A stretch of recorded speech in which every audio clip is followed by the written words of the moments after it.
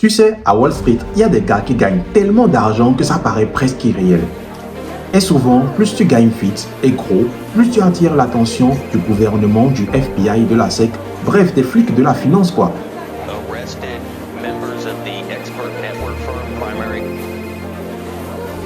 Mais il y a une légende qui a toujours échappé à toutes les enquêtes. Un seul type que même le FBI n'a pas réussi à coincer malgré plus de 10 ans de traque.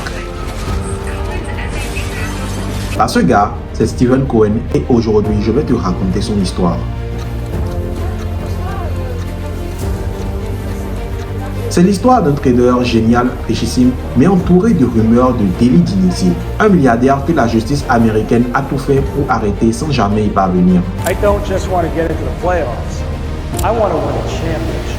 Alors accroche-toi car ce que tu vas découvrir dans cette vidéo est digne d'une série Netflix.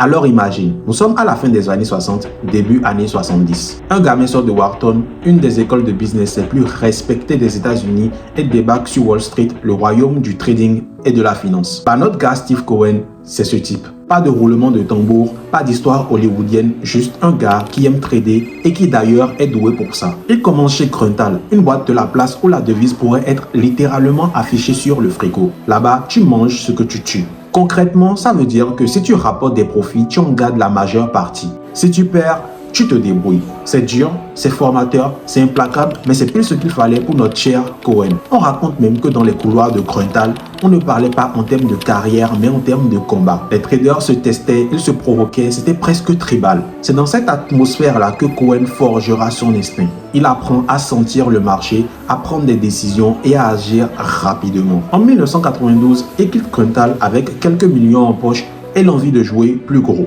À ce moment-là, il n'avait pas encore tout un mythe qui entourait son nom, mais il avait le talent et il comptait bien s'en servir pour bâtir sa légende.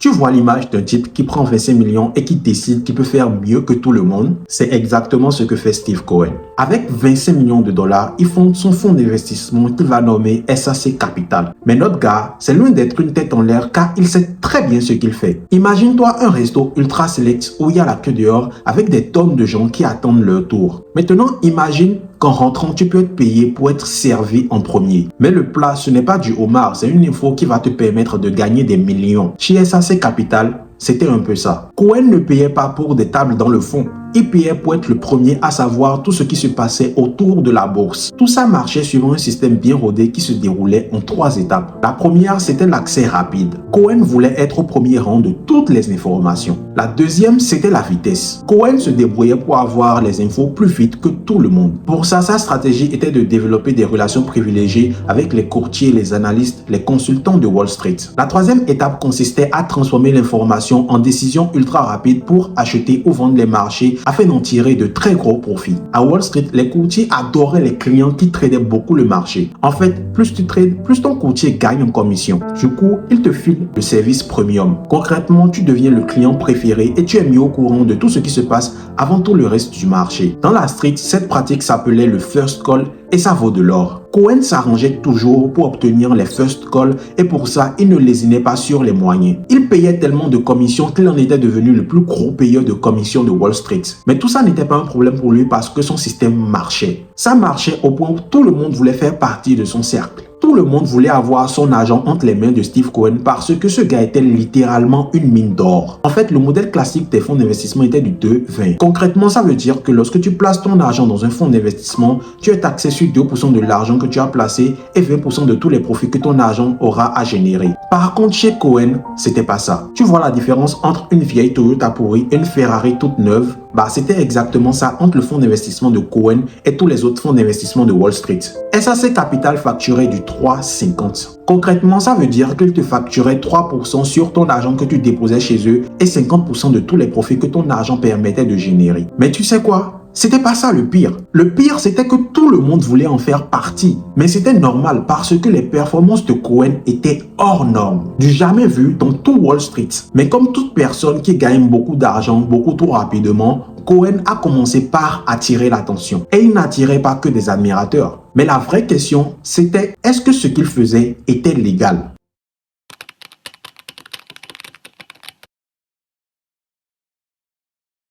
Tout commence avec un certain Raj Rajaratnam. Tu sais quoi, ce nom est trop long. À partir de maintenant, je vais juste l'appeler Raj. À l'époque, il dirigeait le Galleon Group. C'est aussi un fonds d'investissement qui avait la même réputation que celui de Cohen, mais avec beaucoup moins de puissance. Par contre, Raj, c'était pas non plus un petit joueur. Il gagne gros, vite et surtout, il aime partager son avis. Parfois avec des mots qu'il ne devrait pas dire au téléphone. Comme Cohen, Raj avait commencé par taper dans l'œil du FBI. Il gagne beaucoup trop d'argent, beaucoup trop vite. À ce moment-là, l'enquête du FBI avait déjà beaucoup évolué, mais tout ça se passait en coulisses. Tous les traders du Galleon Group étaient sur écoute. En fait, si tu ne sais pas comment le FBI fonctionne dans ce genre d'enquête, je vais te donner un petit aperçu. Généralement, c'est facile pour eux de coincer des petits traders de grosses boîtes qui commettent 1 ou 2 crimes fédéraux. Mais ils ne s'arrêtent pas à ça parce qu'ils veulent les gros poissons, les boss à la tête du réseau. Un peu comme dans les films de cartel où on attrape des petits dealers mais on les utilise pour pouvoir comprendre tout le réseau et attraper les boss à la tête même des réseaux. C'est exactement pareil dans le monde de la finance. Dans le cas du Galleon Group,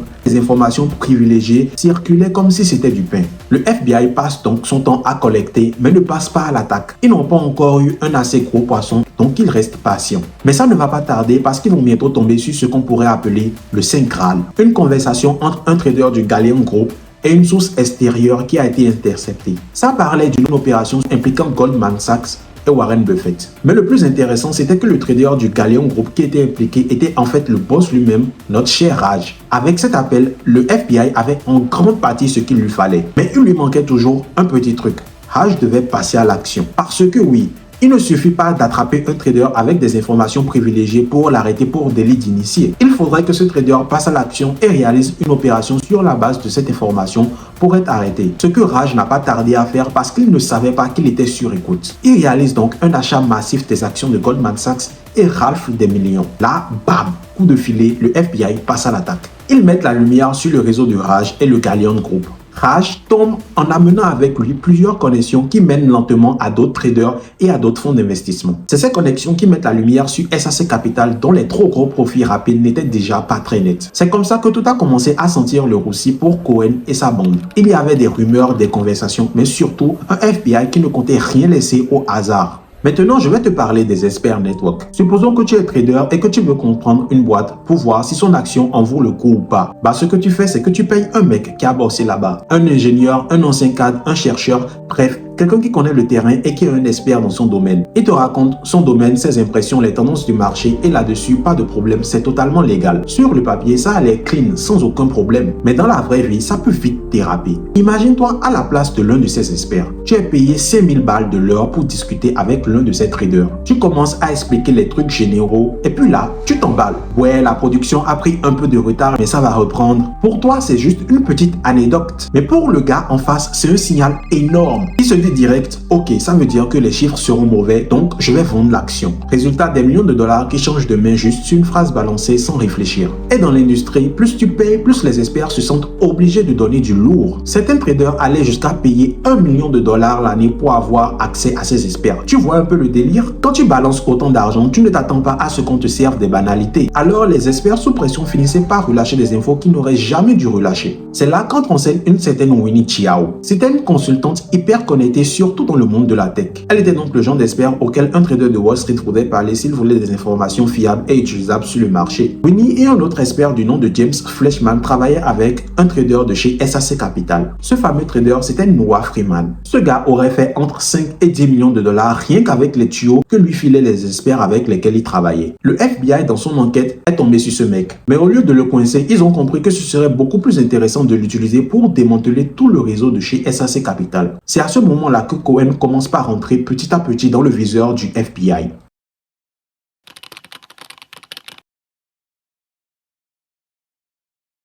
Tu vois, jusqu'ici, Cohen était intouchable, genre le boss final de Wall Street. Mais ces lieutenants, ces traders, eux, c'était une toute autre histoire. Le premier à s'être fait serrer, c'était notre gars Noah Freeman dont on a parlé tout à l'heure. Ensuite, c'était au tour de Donald Longle, l'ancien pote de Freeman. Il profitait des infos de Winnie avec Freeman. Quand il a su qu'il allait se faire choper, le gars est sorti en pleine nuit avec un sac à dos rempli de disques durs. Et il a commencé à les éclater à la perceuse dans un parc pour détruire les preuves. Mais ce qu'il ne savait pas, c'est que son pote Freeman l'avait déjà balancé au FBI. Il s'est donc fait serrer et a pris 2 ans et demi de prison. Mais Donald, lui, c'était un petit poisson. Le FBI voulait du gros gibier. C'est comme ça qu'ils sont tombés sur Michael Steinberg, un des proches de Cohen lui-même. Lui, c'était pas n'importe qui, c'était un des gars de confiance de Cohen. Steinberg aussi s'est fait coincer par le bon vieux réseau des experts. Mais la différence cette fois-ci, c'est que Cohen lui-même était dans le coup. La transaction qui a fait tomber Steinberg était une transaction à laquelle Cohen lui-même avait participé. Le problème, c'est que le FBI n'arrivait pas à lier Cohen à la source de l'information. La défense de Cohen était simple. Il avait opéré sur la base des informations de l'un de ses traders de confiance, en l'occurrence Michael Steinberg. Lui ne connaissait ni n'était relié d'aucune manière à la source des informations. Le FBI était si proche du but, mais il ne pouvait rien faire parce que Cohen avait raison. Il pouvait prendre une décision sur la base des informations de l'un de ses traders, donc ce qu'il a fait était totalement légal. Le seul qui a pris cher était donc Steinberg, mais cette affaire est mal passée au niveau du FBI. Cohen était là, dans le viseur, mais il ne pouvait pas tirer parce qu'il n'avait pas de raison valable. Pour les enquêteurs, ça fait mal. Ça fait tellement mal qu'ils ne pouvaient pas rester sur cette défaite. À ce moment-là, on était en 2013, mais les enquêteurs sont repartis sur une affaire de 2008 avec laquelle ils avaient la ferme intention de mettre un terme au règne de Cohen.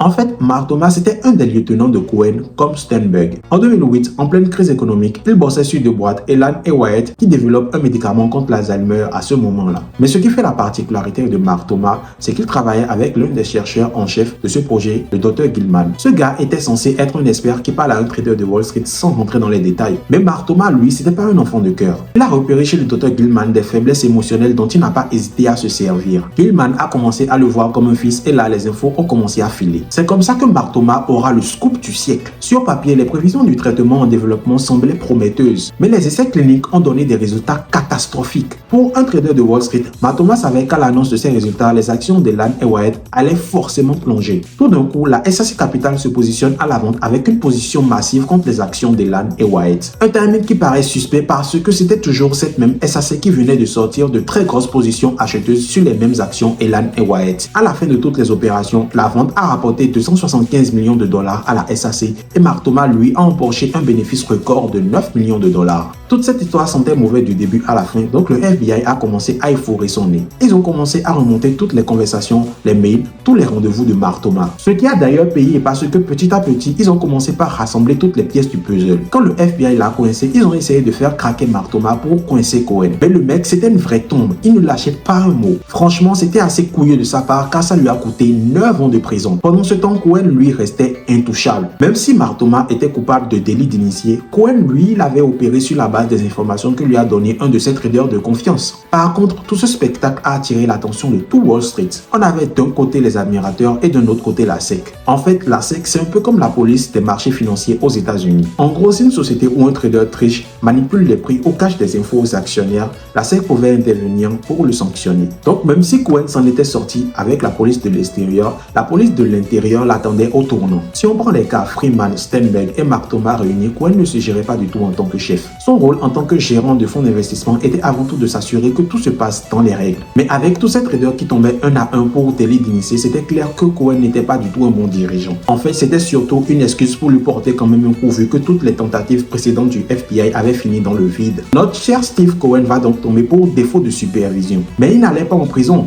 Rassure-toi, la SAC devait juste payer 1,8 milliard de dollars d'amende et Cohen ne devait plus gérer que ses propres fonds. Jouer avec l'argent des autres, c'était fini pour lui, mais est-ce que Cohen comptait s'arrêter là? En fait, même si son fonds d'investissement n'était plus public, Cohen avait toujours sa fortune de 10 milliards de dollars qu'il pouvait gérer comme il voulait. Mais c'est pas tout, parce que pendant que ses anciens traders étaient derrière les barreaux, Cohen vivait toujours sa vie de milliardaire. Il achète des œufs d'art à 100 millions, il flambe dans l'immobilier, il s'achète un manoir de malade, bref, il vit sa meilleure vie quoi. Sur les marchés, il était toujours aussi performant et empile profit sur profit. C'est ce qui va d'ailleurs lui permettre d'acheter en 2020 les New York Mets pour 2,4 milliards de dollars. Ouais, tu as bien entendu, le mec s'achète une équipe de baseball complète. Mais c'est un investissement qui va très vite être récupéré parce qu'en 2013, il va réalisé un profit de 2,4 milliards de dollars rien qu'avec son argent perso. Aujourd'hui, sa fortune personnelle s'évalue à environ 21 milliards de dollars, sachant qu'en 2018, il avait récupéré son droit de gérer à nouveau l'argent des autres. Donc la question que j'ai envie de te poser, c'est qu'a-t-il vraiment perdu?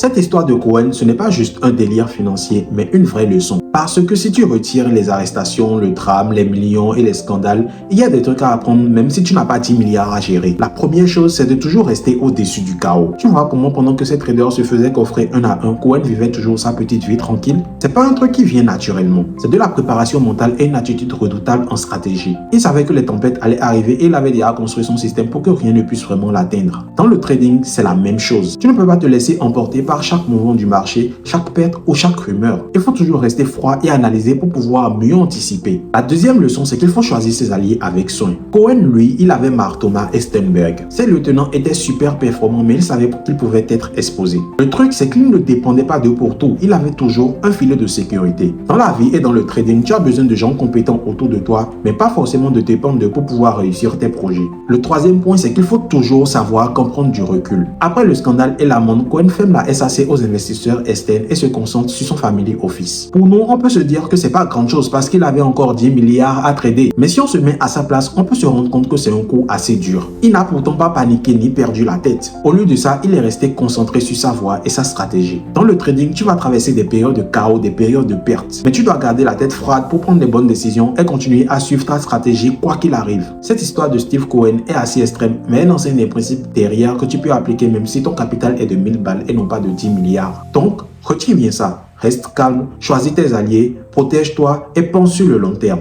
Avec ça, tu peux survivre et prospérer dans n'importe quel environnement, que ce soit à Wall Street ou dans ton propre quotidien. Si tu aimes cette vidéo et que tu y as trouvé beaucoup de valeur, j'ai créé cette chaîne pour aider ceux qui voudraient se lancer dans les domaines du trading et de l'investissement. Tu y trouveras beaucoup d'astuces pour améliorer tes compétences et devenir un expert, alors ne perds plus de temps. On se dit à la prochaine vidéo. Peace.